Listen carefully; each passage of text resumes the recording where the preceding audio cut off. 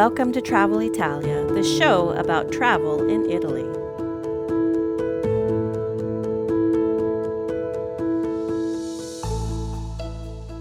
Welcome back to Travel Italia. Today is a cold, gray day here in northern Italy, so I'm happy to break up the gloominess of the day by talking to you all. Today we're going to talk about the number one reason people don't book a trip to Italy. It's not fear of flying. It's not the language barrier. It's not even the crowds. It's this sentence. I'd love to go to Italy, but it's just too expensive.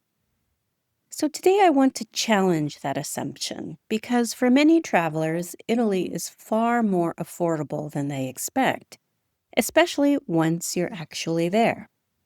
I'm not saying Italy is cheap, but what I am saying is that it's often a much better value than people realize, and in many cases, more affordable than some major US cities. So, in this episode, I'll be sharing information about the costs, the actual costs of food, sightseeing, transportation, accommodations, and how timing makes all the difference. I'll break each down with real numbers, real examples, and realistic expectations so you can decide for yourself. So let's get started. First, let's start by discussing why people believe Italy is expensive. Well, when people think Italy is out of their reach, they're usually thinking of luxury hotels or once in a lifetime extravagant honeymoons or hyped up Instagram travel. Or maybe you watched White Lotus and you think this is the kind of travel that is the norm here in Italy. But the truth is, those aren't everyday Italy. The truth is, Italy has a wide price range, and many of the things that you do every day, eat, move around, explore, are often cheaper than expected. One of the biggest surprises for first-time travelers is just how affordable everyday food can be. Here are some realistic common prices. Coffee at a cafe? Prices start at €1, and the norm is about $1.50, which is much cheaper than you would think, right? What about a pastry and a coffee together for breakfast? Here you're going to spend about €2.50 to €4, which again is incredibly affordable. What about lunch? Well, you're out sightseeing and you want to pick up a slice of pizza or panino for lunch, you're going to spend about €5 to €9. What does a meal cost? Well, in a sit-down restaurant at a casual trattoria, you're going to spend €10 to €15 per person. Dinner at a neighborhood restaurant, that would run about €15 to €25 per person. But what I'm describing here is not a restaurant in the heart of a touristy area or a Michelin star restaurant. I'm talking about a place where local Italians would eat. And of course, these numbers vary from place to place and also from type of establishment, but these are real numbers. Yesterday, for example, I went to the grocery store to pick up a few things. I don't always shop at this food chain called Esselunga. It's a big food chain here in Italy.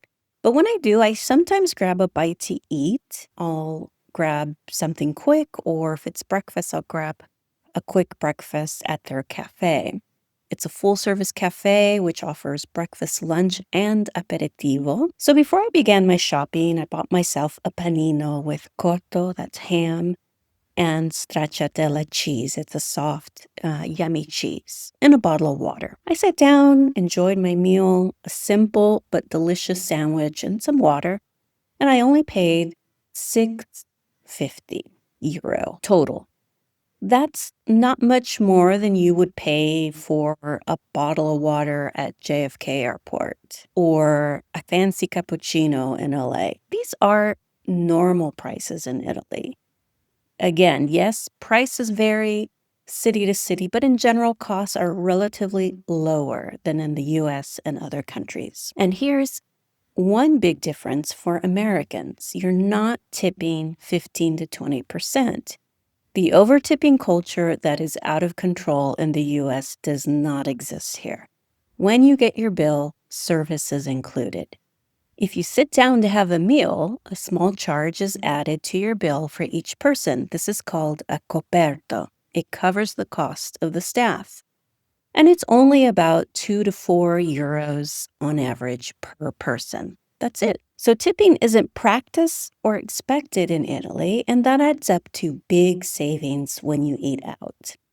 Now, if you want to learn more about restaurants and tipping, if you want to get more information and details, listen to my episode number 19 and 20 of this podcast, where I discuss the tipping and the do's and don'ts of dining at a restaurant in Italy. Now let's move on to sightseeing and attractions. Now, Italy is one of the most generous countries in Europe when it comes to cultural access. Here's what many people don't realize. State-run museums and attractions are very affordable because Italy treats cultural heritage as a public good, not a luxury product.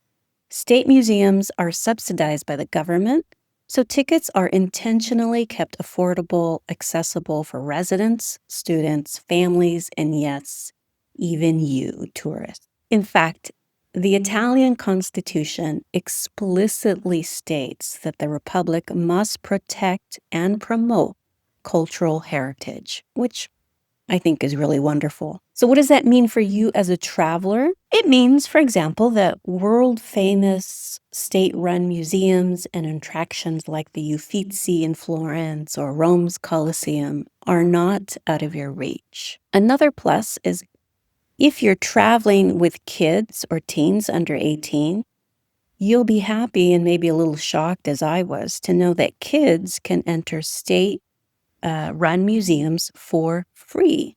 Not a reduced price, but absolutely free. That's a huge savings for families. Unfortunately, this doesn't apply to private museums, but most private museums offer significant under 18 discounts, student discounts, family tickets, and senior discounts. Churches in Italy are often the most spectacular sites and the most famous places to visit. And I just want to point out that churches are frequently free, and those that are not free only charge small entrance fees. So while you might budget for a few big-ticket attractions, a huge portion of Italy's art, history, and beauty is very low cost. Let's move on to transportation costs. Transportation is another area where Italy often beats expectations. Regional trains, for example, are extremely affordable. Short trips under an hour can cost an average of 5 to 15 euro. I'll give you a real example. If I want to travel from Verona, one of my favorite cities, to Venice on the regional train, it'll only cost me 10.55, that's euro, one way for a trip that takes about an hour and 28 minutes. So the national train system is affordable, but also public transportation is very affordable. Keep in mind, my friends, that Uber and ride sharing is only available in 5 cities in Italy: Rome, Milan, Florence, Naples, and Palermo. And only Uber is available in those cities, and only Uber Black is available, which, as you know, is more expensive. So your choices are public transportation or taxis or walking. So some major cities like Rome, Milan, and Naples have very nice metro systems that can get you from one side of town to another. And these cost very little. They even offer day or week passes. So, for example, in Milan, a 24-hour metro pass with unlimited metro, bus, and tram rides. Milan has historic, beautiful trams. This only costs 750 euro. And in Rome, it will cost you 850. Now that's very, very reasonable. I'd also like to re-emphasize a fact that I've mentioned a lot in this podcast, and that is that Italy is very walkable. If you're in a city, walking is the norm. Italy is not like LA, where unfortunately only the disadvantaged walk because they have no choice. Like the famous song goes, nobody walks in LA. But in Italy, everyone walks, rich, poor, and everybody in between. And of course, choosing walking over taxis is not only good for your wallet, but helps you burn calories so you can enjoy more guilt-free gelato. So when we compare using public transportation and walking to renting a car, paying for parking, tolls, and gas, suddenly Italy looks very reasonable. Now let's talk about accommodations. When it comes to your choices for accommodations, you have lots of choices, not just luxury properties. You'll find in Italy small family-run hotels, agriturismos. These are farm or vineyard stays. These are working farms and vineyards that rent out rooms, and sometimes they even offer you free breakfast. There's also guest houses, apartments with kitchens, hostels, camping if you're into that, and even convents that rent out rooms. So my point is here, there are a lot of affordable options. I'll give you an example. If you want to visit Taormina in Sicily for 2 nights, a hotel room in May of 2026 for 2 people, 2 nights can cost as little as 115 USD. That's US dollars for both nights total. That's extremely reasonable. Of course, this is a very basic B&B, which is 3 kilometers away from the downtown area, but it has good reviews, it's clean, it's very affordable. So there are all kinds of options, everything from this basic B&B to the 4 Seasons of Taormina that will run you $5,842 for 2 nights. Next, let's move on to timing. This is one of the most powerful affordability levers. Instead of traveling in the summer months, consider traveling in late fall, in winter outside of the holidays, or early spring. Traveling during the off seasons can reduce hotel prices, flight costs, and you get to enjoy Italy without the big crowds. You'll still get incredible food, culture, and atmosphere, often at a fraction of peak season prices. Let me give you an example of how much of a difference it is if I were to book a round-trip ticket from New York to Rome this year, 2026, in mid-June.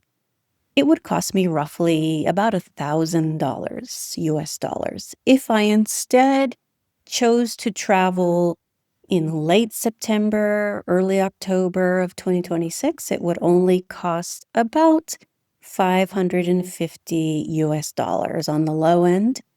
So as you can see, that's quite a difference. So timing makes all the difference when it comes to affordability. So after having given you examples of real costs in Italy and just how affordable Italy can be, let's talk about the reasons people overspend in Italy. And here's the honest truth. Now, Italy doesn't become expensive because food costs too much, museums are overpriced, transportation is unaffordable, or there are no affordable accommodations.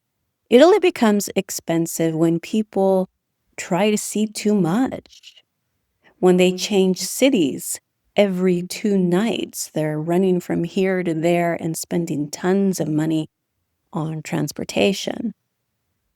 When people book convenience instead of strategy. So instead of going to the official website for the museum, they buy a skip the line pass with a guided tour. Nothing wrong with that, but it costs you quite a bit more. And above all, when you assume luxury travel is the norm, well, everybody's doing it. This is the going rate. This is the norm. No, luxury travel is not the norm in Italy, and you have many more options. So, in conclusion, Italy isn't a budget destination in the way that, say, backpacking through Southeast Asia is, but for the quality of food, the depth of culture, the walkability, the family friendly policies, Italy offers exceptional value compared to many destinations people assume are easier or cheaper. And for many travelers, the biggest surprise isn't how much Italy costs, it's how little they end up spending once they're here. If cost has been the thing holding you back from planning a trip to Italy, I hope this episode helped you see things a little more clearly. And if you're just starting the planning process, this is exactly where you should begin with realistic expectations and smart choices. If this episode has helped you in your planning journey, please share it with a fellow traveler and subscribe. It really helps me out. Thank you for your time. Grazie mille. Until next time, buon viaggio. Ciao.